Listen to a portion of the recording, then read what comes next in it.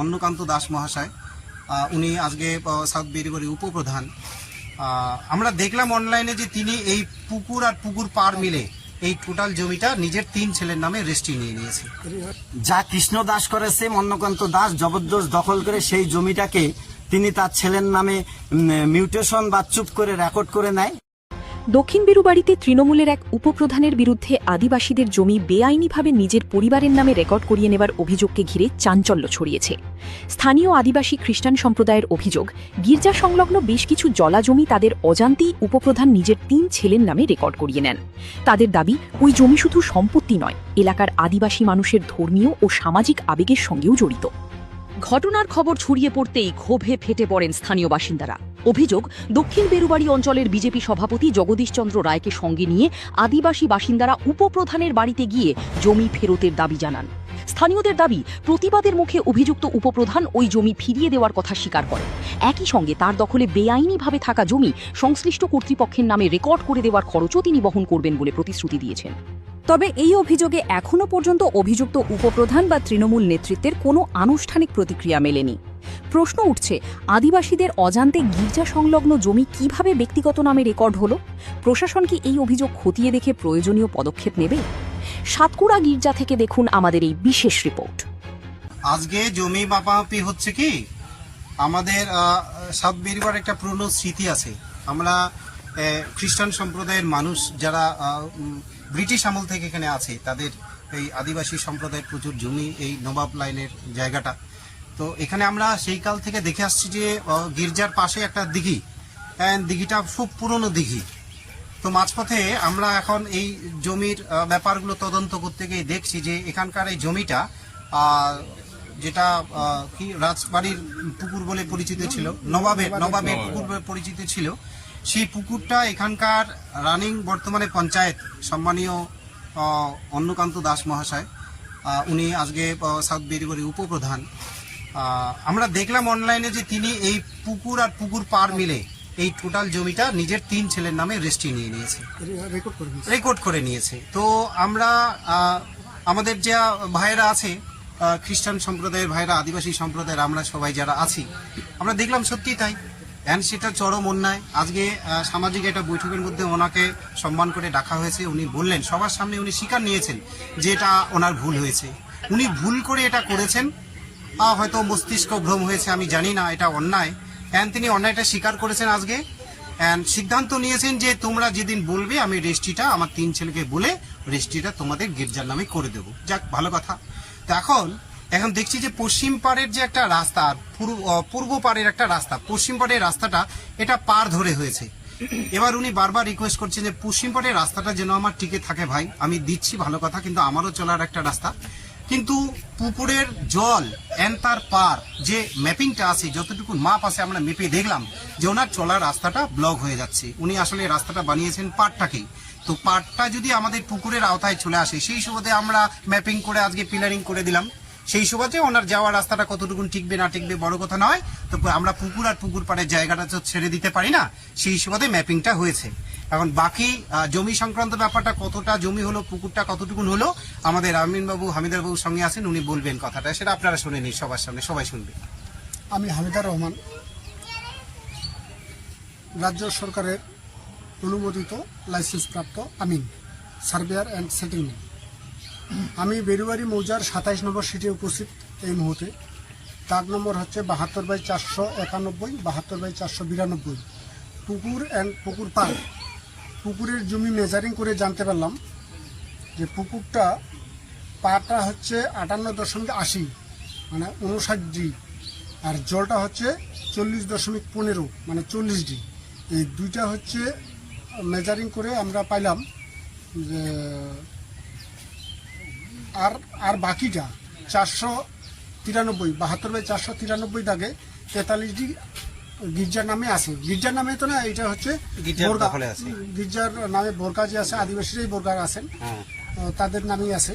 তো এই হচ্ছে আমার ক্যালকুলেশন, মেজারিং। টোটাল জমি হচ্ছে পার, জল আর গির্জার নামে, সেটা হচ্ছে 1 একর 42D। এটা আমাদের এখানকার আপামর আদিবাসীদের গির্জার নামেই থাকে। এটাই আজকে মেজারিং করতে আসছি। এখান তো আমাদেরকে তো 14 বছর থেকে দাদুরাকে নিয়ে আসছিল রাঁচি থেকে, নবাব নিয়ে আসছিল। নবাব আমাদেরকে এখানে বাগান বানানোর জন্য নিয়ে আসছিল, কিন্তু বাগান তো বানাইতে পারলো না। তারপরে যাদেরকে আনছিল তাদেরকে যেগুলা ওর নবাবের জায়গা ছিল ওইখানে সাইডে দিয়ে বলে তোরা জঙ্গলগুলো ঝুড়ে ঝুড়ে পরিষ্কার করে তোরা নিজের দখল যতটুকু পারো ততটুকু দখল করে তোরা নিতে পারো বলে গেছে।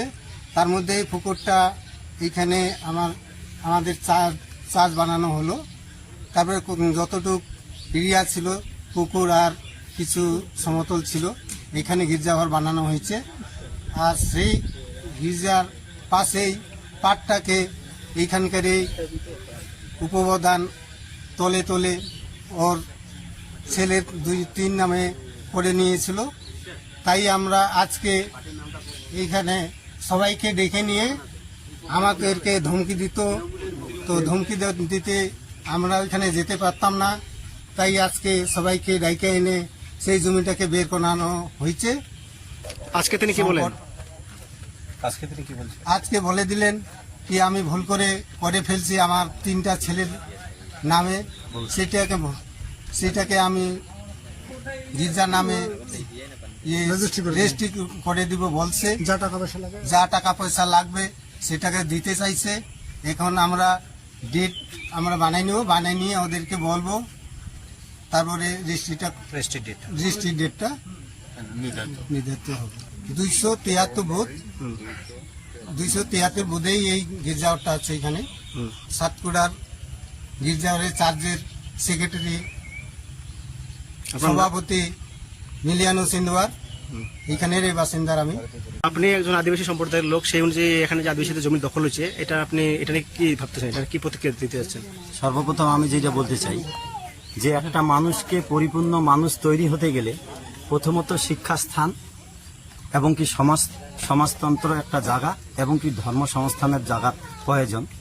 তো আমরা দেখলাম দক্ষিণ বেরুবাড়ির গ্রাম পঞ্চায়েতের উপপ্রধান অন্নকান্ত দাস মহাশয় আমাদের আদিবাসী জমির যে একটা ধর্মসংস্থান জায়গা ছিল, যেটা হলো মিশনারি সম্প্রদায়ের আদিবাসীর মধ্যেই আমাদের যারা মিশন ধর্ম করেন তাদের মিশনারি সম্প্রদায়ের এক ধর্মসংস্থানের এক শ্রেণীর মানুষের যে গির্জার যে জমি আনুমানিক 1 একর 42 জমি, সেইখান থেকে অন্নকান্ত দাস মহাশয় সাউথ বেরুবি গ্রাম পঞ্চায়েতের উপপ্রধান 36D প্লাস এতটা জমি আমাদের গির্জার জমি, সেই জমিটাকে তার ছেলেদের বিশ্বজিৎ দাস, সঞ্জয় দাস এবং অমিত দাস, এদের 3 জনের নামে জবরদস্ত দখল করে, যা কৃষ্ণ দাস করেছে অন্নকান্ত দাস জবরদস্ত দখল করে সেই জমিটাকে তিনি তার ছেলের নামে মিউটেশন বা চুপ করে রেকর্ড করে নেয়, যেটা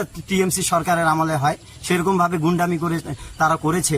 তো আমাদের দাবি যে ধর্ম সংস্থানের যে জায়গা, সেই জায়গাটা যেন পুনরায় ফিরিয়ে পাই, তার জন্য আমরা আমাদের বর্তমান যারা পদাধিকার তাদের কাছে গিয়েছি।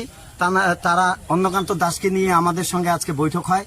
তা সে ভুল স্বীকার করে এবং স্যালেন্ডারও করে যে নির্ধারিত একটা সময় করে, যদি আমরা তাকে দাবি করার পর নির্ধারিত সময় করে আমরা তাকে ডাকলে সে আমাদের জমিটা ফিরিয়ে দিবে বলে প্রকাশ করে গিয়েছে। জানি না আদর্শে কি করবে সেটা আমরা জানি না, কিন্তু আমাদের দাবি যে সে যে আমাদের ধর্ম সংস্থানের জমিটা দখল করেছে, এরকম আদিবাসীর অনেক 600 বিঘা জমি, এরকম অনেক পরিবার আছে দাস, তারা অনেক আদিবাসী সম্পত্তিটা লুটপাট করে নিয়ে রেখেছে। আমরা চাই আগামী দিনে আমাদের পদাধিকারের কাছে যেভাবে আমাদের আবেদন, ওনারা যেন আমাদের আদিবাসী অসহায় পরিবারগুলোকে সহযোগিতা করে এবং আমাদের জমি জায়গাগুলো সাধারণ এবং সসম্মানে ফিরিয়ে দেয়, এইটুকু আমার আবেদন রইল। আপনার নাম কি? গণেশ রাম ভগত। আর বাড়ি কোথায়? আমার বাড়ি দইখাতা। ধন্যবাদ।